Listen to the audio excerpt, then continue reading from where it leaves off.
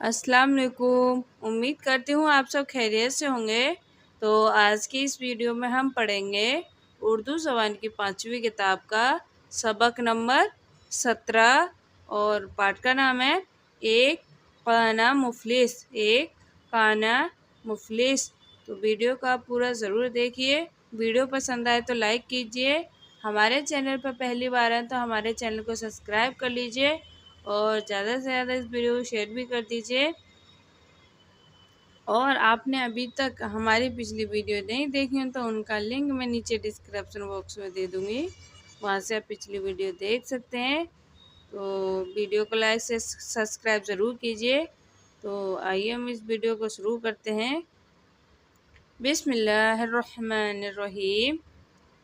एक काना मुफलिस। 100,000 एकड़ है